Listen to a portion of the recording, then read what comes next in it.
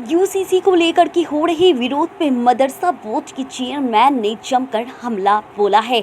वहीं प्रधानमंत्री नरेंद्र मोदी के यूनिफॉर्म सिविल कोड पे दिए गए बयान के बाद से यूसीसी के मुद्दे पे जंग छिड़ गई है। सपा समेत तमाम विपक्षी दल यूसीसी को लेकर के हमलावार है। वहीं मुस्लिम पर्सनल लॉ बोर्ड भी यूसीसी के विरोध में खड़ा दिखाई दे रहा है। वहीं यूपी मदरसा बोर्ड के चेयरमैन डॉक्टर इफ्तिखार अहमद जावेद ने यूसीसी की वकालत करते हुए मुस्लिम पर्सनल लॉ पे करारा हमला बोल दिया है। उन्होंने कहा है कि पर्सनल लॉ के चंद खानदानी लोग पूरे देश में नफरत का माहौल तैयार करते हैं। देश संविधान से चलेगा, ना कि खानदान से चलेगा। वहीं यूनिफॉर्म सिविल कोड को लेकर के मदरसा board chairman doctor Iftikhar Javed ने कहा है कि अभी तो लॉ कमीशन को सुझाव देना था, लेकिन इन लोगों ने मस्जिदों के मेंबर का गलत इस्तेमाल करना शुरू कर दिया है। मस्जिदों से ऐलान करना शुरू कर दिया है कि मस्जिदों को बदनाम करने लगे हैं। वहीं मस्जिद के बाहर बार कोड लगा दिया गया है। इसके साथ ही उन्होंने कहा है कि इनको छोटी छोटी चीज़ों पे विरोध करने की आदत सी हो गई है। जब पल्स पोलियो अभियान चल रहा था तो उसमें इन्होंने मुसलमानों को भड़काना शुरू कर दिया था। जब कोर्ट और सरकार ने लाउड स्पीकर की बात कही तो अजान खतरे में बता दिया है। ऐसे ही जब हिजाब के बारे में किसी ने कहा तो नकाब खतरे में पड़ गया है। वहीं डॉक्टर इफ्तिखार अहमद जावेद ने मुस्लिम पर्सनल लॉ को नसीहत देते हुए कहा है इन्हें अपनी बात ड्राफ्ट तैयार होने के बाद रखना चाहिए था। साथ ही यूनिफॉर्म सिविल कोड की वकालत करते हुए कहा है कि यूनिफॉर्म सबके लिए एक बराबर होना चाहिए। इसमें किसी को हटाने और बढ़ाने का कोई मतलब नहीं है। 30 से 35 लाख के करीब लोगों ने सुझाव भेजा है कि इन्हें सुझाव में भेजना चाहिए। मस्जिदों का गलत इस्तेमाल नाकाबिल बर्दाश्त होगा। वहीं मदरसा board chairman doctor Iftikhar Javed ने मुसलमानों को लेकर के कहा है, मुसलमान कौम हमारी बहुत ही सीधी और भोली भाली है। ये लोग छोटी छोटी बातों पे खूब और बहक जाते हैं। ये लोग बहकाने का काम करते हैं। ये एक संगठित गिरोह है जो समय समय पे मुसलमानों को गुमराह करते हैं ताकि चंद खानदानी लोग फले फूले और आम मुसलमान जो दबा कुचला के पास मंदा है वो ऐसे ही 3 तलाक और 4 विवाह से उलझा रहे। इसके साथ ही डॉक्टर इफ्तिखार जावेद ने कहा है कि हिंदू लॉ संविधान से चल रहा, लेकिन पर्सनल लॉ खानदान से चल रहा है। ये बिल्कुल भी ठीक नहीं है। आज की खबरों में इतना ही। मुझे दीजिए इजाज़त, फिर मिलेंगे नए खबरों के साथ। से इसके लिए सुप्रीम कोर्ट बार बार बोलती थी, जब यूनिफॉर्म क्रिमिनल कोर्ट है सबके लिए बराबर है तो यूनिफॉर्म सिविल कोर्ट भी सबके लिए बराबर होना चाहिए। लेकिन उसके बाद कई लोग इसकी मुखालिफत कर रहे हैं, कई संगठनों ने और लोगों ने इसकी मुखालिफत करी। क्या वजह है? क्या वो समझ नहीं पा रहे हैं या क्या ऐसी वजह? वो समझना नहीं चाहते। कुछ लोगों को आदतें पड़ी हुई हैं, देश में जो भी प्रोग्रेसिव काम होते हैं उसका विरोध करते हैं। लंबे समय से उनकी आदतें पड़ी हुई हैं। अगर हेलमेट भी लगाने को कहेंगे तो क्या हेलमेट लगाने के लिए कह दिए, जाम बहुत लगता है, हेलमेट से गर्मी होती है। सरकार ने या सुप्रीम कोर्ट ने कहा कि लाउड स्पीकर की आवाज़ धीमी कर दीजिए, लाउड स्पीकर बंद करिए। अल्लाह अजान शुरू हो गए कि अजान पे हस्तक्षेप हो रहा है। जी नहीं साहब, 14 साल से अजान हो रहा है, अजान को कोई नहीं मना कर रहा है। लाउड स्पीकर धीमी करने की बात हो रही है।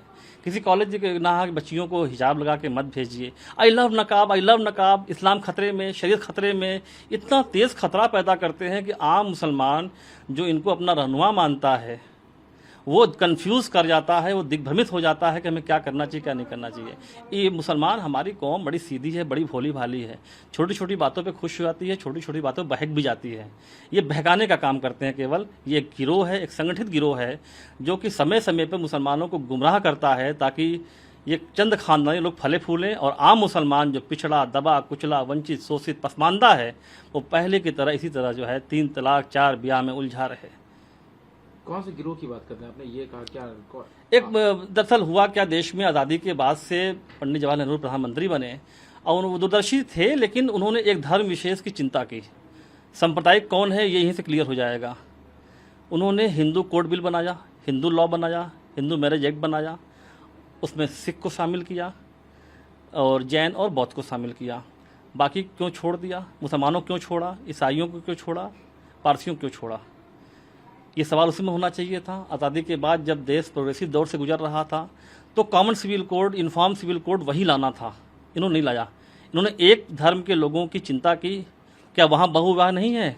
क्या वहीं दुश्वारियाँ नहीं थी, वहाँ बुराइयाँ नहीं थी समाज की? लेकिन उन्होंने कानून के जरिए से उन बुराइयों को ख़त्म कर दिया।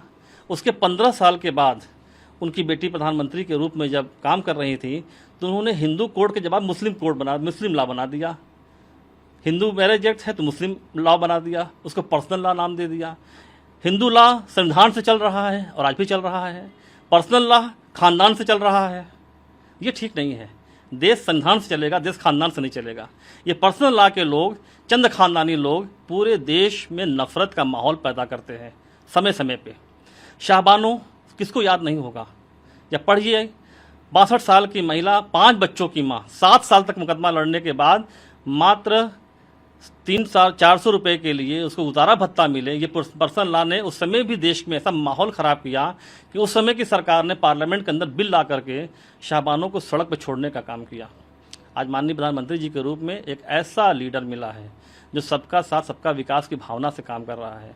और सुप्रीम कोर्ट ने बार बार कहा है कि देश में यूनिफॉर्म सिविल कोड लागू होना चाहिए, तो होना चाहिए। लेकिन all India Muslim personal law board का कहना यह है कि हम कोई क्रिमिनल लॉ में बदलाव की बात नहीं कर रहे हैं। कोई भी ये हुकूक हमको भारत का संविधान देता है कि हम अपने सिविल राइट्स और उनकी बात कर सकें। तो क्रिमिनल लॉ में बदलाव की बात नहीं करेंगे। वहाँ चोरी करने पे हाथ कटवाना पड़ेगा, यहाँ चोरी करने में जमानत मिल जा रही है।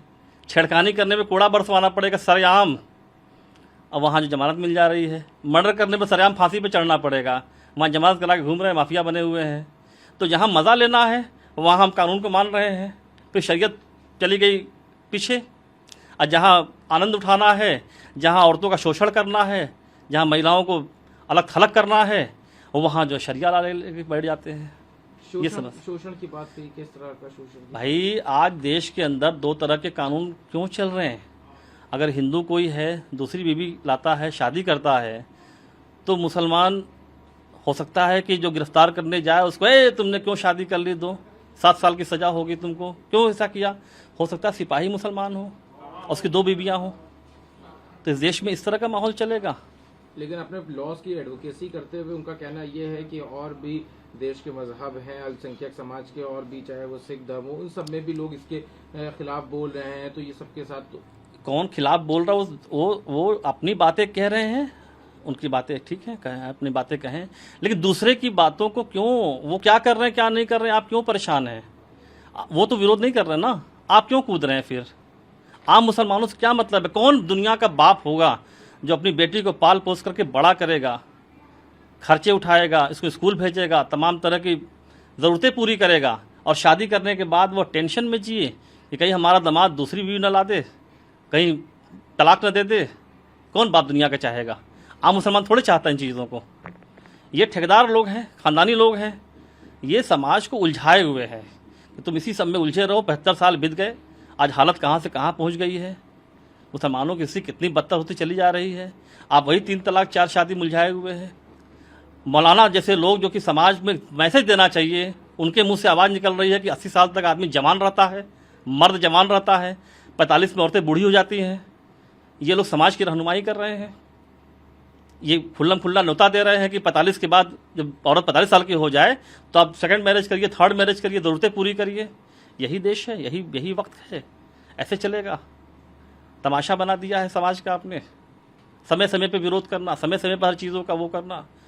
आप माहौल बनाइए, आप मीटिंग करिए, शराब पे बोलिए। आज कितने लड़के, कितने नौजवान मुसलमान घरों के शराब पी रहे हैं, आपको दिखाई नहीं देता? कब बोलेंगे? जब औरतें शराब पीना शुरू करेंगी। लड़के जुआ खेल रहे हैं, आप नहीं बोल पा रहे हैं, क्यों नहीं बोलते हैं?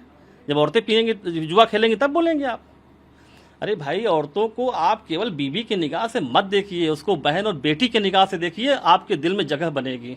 आपने तो उसे अलग थलग कर दिया। 7 मरतबे सऊदी गया हूँ, वहाँ कोई ऐसी मस्जिद मुझे नहीं मिली जहाँ की औरतों की जगह न बनी हो नमाज़ पढ़ने की। आपने शादी घर में जगह बना दिया, ये फ्लोर औरतों का रहेगा, ये फ्लोर मर्दों का रहेगा, लेकिन मस्जिद में जगह नहीं बना सके। आप क्यों अलग थलग करते चले जा रहे हैं इस आधी आबादी को अपने खुशियों के लिए? वो आपकी अरे अल्लाह ने तो